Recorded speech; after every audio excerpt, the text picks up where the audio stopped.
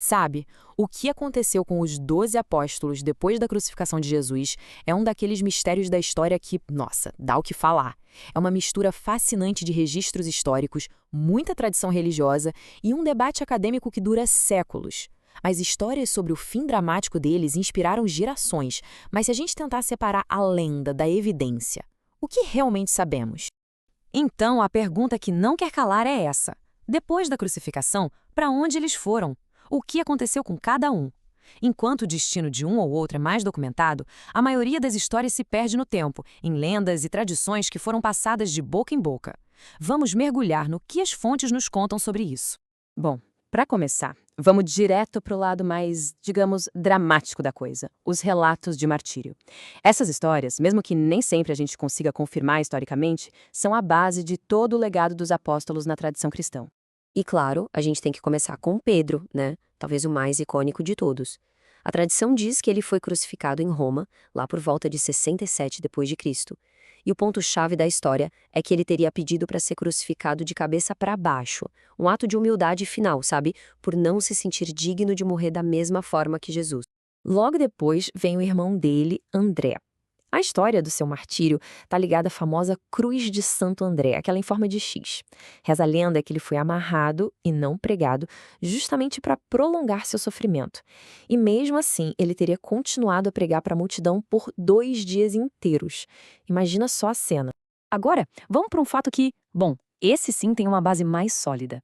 A morte de Tiago, filho de Zebedeu, está registrada diretamente no Novo Testamento, lá no livro de Atos.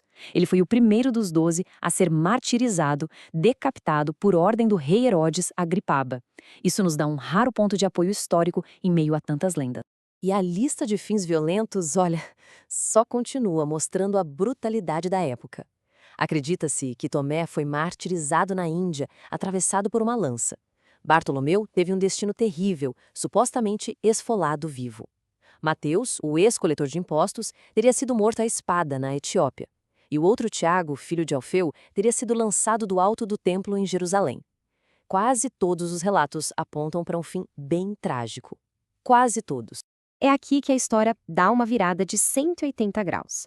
Vamos sair desse padrão de martírio e avançar para o único apóstolo que, segundo a tradição mais forte, escapou de tudo isso e se tornou o grande sobrevivente. E esse cara é João. A principal corrente da tradição diz que ele viveu até uma idade bem avançada, morrendo de causas naturais em Éfeso com quase 100 anos. Um final bem tranquilo se a gente comparar com um dos outros, né? Mas, como a gente vai ver, a história dele está longe de ser simples assim. Olha só que interessante essa outra camada da lenda. Existe uma tradição bem antiga, ainda que não confirmada, que conta que, antes de ser exilado, João foi jogado num caldeirão de azeite fervendo em Roma e saiu ileso. Quer dizer, mesmo a história do sobrevivente tem esse elemento de perseguição e milagre. E é essa complexidade toda que nos leva para o coração da análise moderna. Porque a figura de João, na verdade, é um verdadeiro quebra-cabeça histórico e literário para os estudiosos. Então, a gente chega no ponto crucial. Quando falamos de João no Novo Testamento, de quem exatamente estamos falando? O apóstolo, o cara que escreveu o Evangelho e o autor do Apocalipse, eram todos a mesma pessoa? A tradição meio que juntou tudo num pacote só, mas a análise acadêmica moderna nos convida a questionar isso. Para a gente entender essa discussão, a gente precisa separar as coisas. Pensa assim. Primeiro, temos o João apóstolo, um dos 12 originais.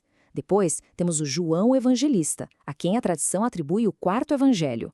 E, por fim, temos o João de Patmos, que é quem escreveu o livro do Apocalipse.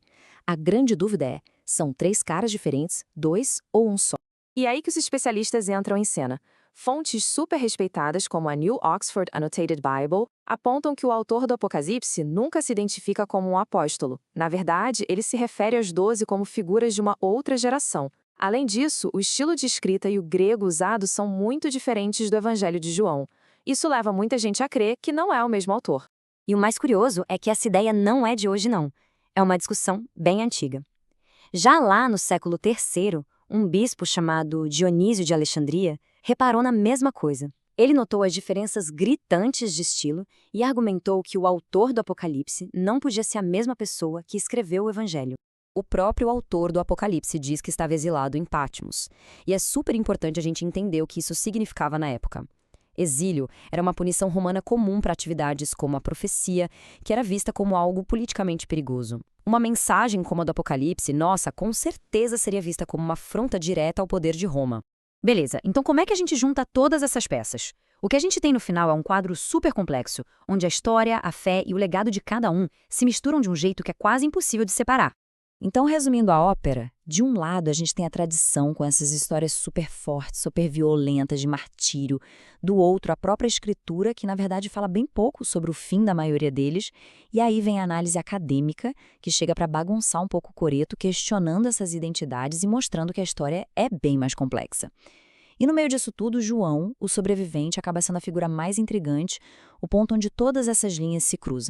Isso tudo nos deixa com uma última pergunta, né?